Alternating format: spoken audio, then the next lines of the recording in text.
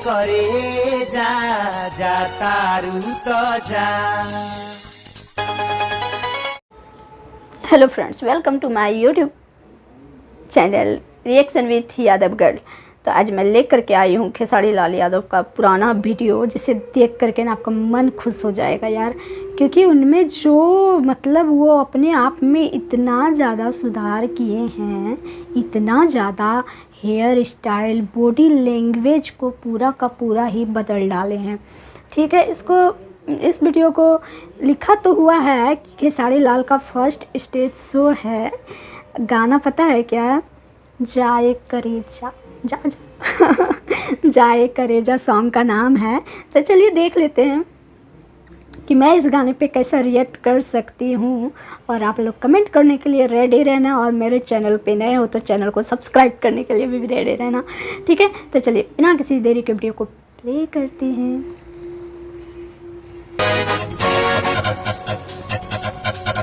पहचान में आ रहा है? हाँ,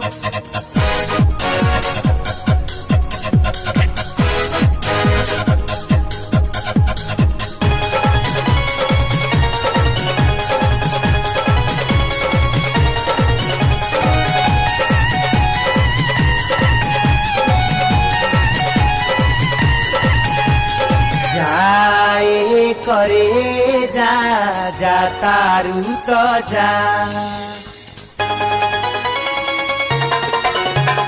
जाए करे जा जा तारू तो जा।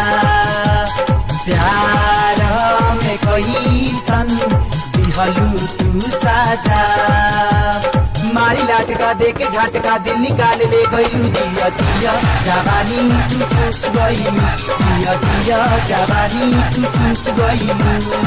आए करे जा दिहनी ना साजा।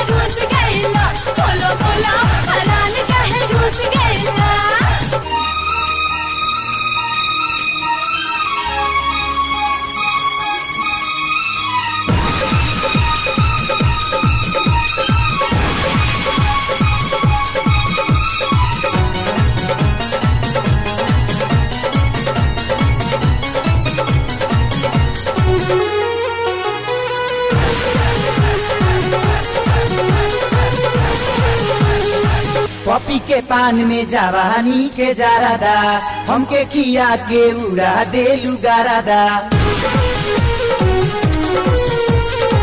तू लौट गईला जवानी के जोश में, अब से छैला तू आ जाई त होश में।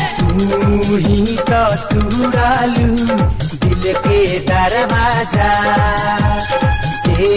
के दरदिया लिहलू तू माजा। दिल में हमारा प्यार जगा के निंदिया चैन उड़ैलू। जिया जिया जवानी हमा चूस गईलू। जिया जिया जवानी हमा चूस गईलू।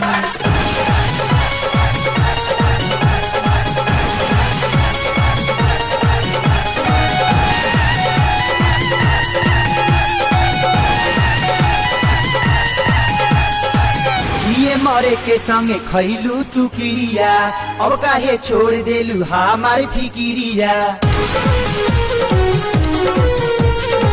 तरह से नहीं करत हम बहाना, का कोई पीछे पड़ल बा जमाना।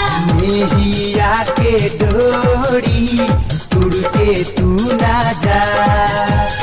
बहिया में हमारा रनिया तू आजा। नाना कह के माना कैलू, धड़कन तेज बढ़ैलू। जिया जिया जवानी हमार चूस गईलू।